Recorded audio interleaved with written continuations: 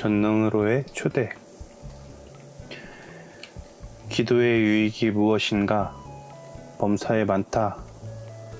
하나님께서 하실 수 있는 것을 믿음이 다 할 수 있고, 믿음이 할 수 있는 것을 기도가 다 할 수 있다.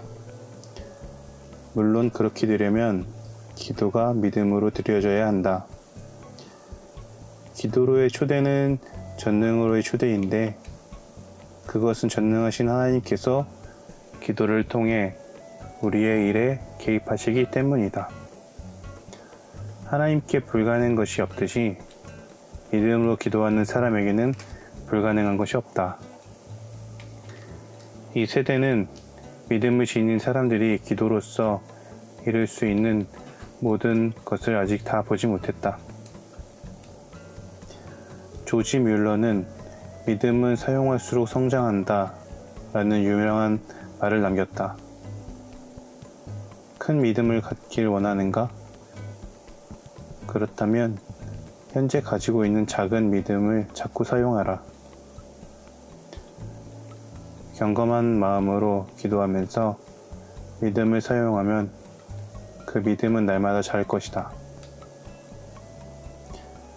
현재의 사소하고 일상적인 일에서부터 하나님을 믿고 의지하라. 시간이 쌓이면 거의 기적에 가까운 일을 그분께 얻어낼 수 있을 것이다. 조지 뮬러는 성도라면 누구에게나 어느 정도의 믿음이 있다 라고 말했다. 그렇다. 성도들 사이에서 차이는 믿음의 분량의 차이일 뿐이다.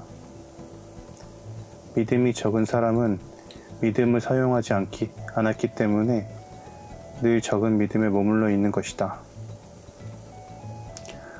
성경의 교훈에 따르면 하나님께 구하여 좋은 것을 얻든지 아니면 구하지 않아서 좋은 것을 얻지 못하든지 둘 중에 하나가 있을 뿐이다.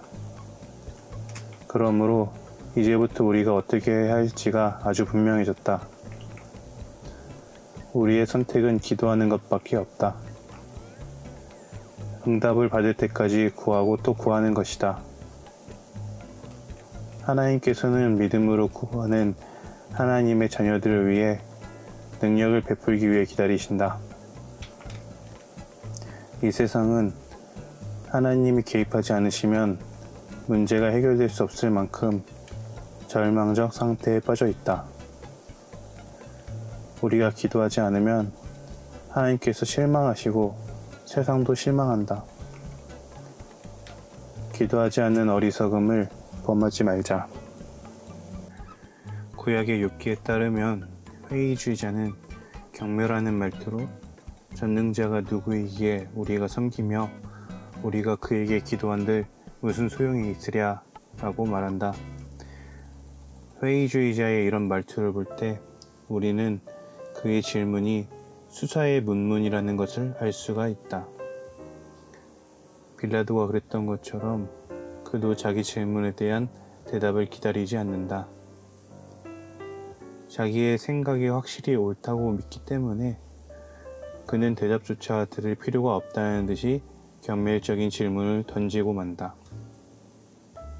그러나 우리는 그의 질문에 제대로 대답할 수 있다.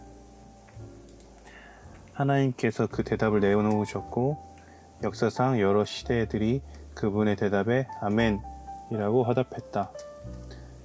믿음이 주는 유익들을 열거한 히브리서 11장에 의하면 믿음은 칭의, 구원, 열매 맺음, 오래 참음, 적들에 대한 승리, 담대함, 강함, 심지어 죽은 자들로부터 부활을 가능하게 한다. 그런데 믿음 때문에 얻을 수 있는 유익들은 사실 기도 때문에 얻을 수 있는 유익들이다 라고 말해도 전혀 틀린 말이 아니다. 왜냐하면 믿음과 기도는 동전의 양면과 같기 때문이다. 믿음과 기도는 서로 분리될 수 없다. 믿음이 없는 사람이 기도하는 경우가 때로는 생긴다. 물론 그런 기도는 참된 기도가 아니다. 그런데 믿음이 있는 사람이 기도하지 않는다는 것은 있을 수 없는 일이다. 야고보서 5장 15절에는 믿음의 기도라는 표현이 등장한다. 뭐뭐에 라는 작은 전치사가 믿음과 기도를 하나로 묶어주는데 하나님께서 묶으신 것을 인간이 풀어버리면 안 된다. 결국 기도라는 행동으로 이어지지 않는 믿음은 참된 믿음이 아니다. 알프레드 로드 테니스는 이 세상에 꿈도 꾸지 못할 일들이 기도로 이루어질 수 있다 라고 말했다. 물론 맞는 말이다. 그런데 그런 테니스조차 자신이 한 말의 깊은 의미를 다 이해하지 못했을 것이다. 하나님이 이 우주 안에서 어떤 일을 행하실 때마다 그것이 우리의 기도 때문인지 아닌지를 확인하는 일은 불가능할 것이다.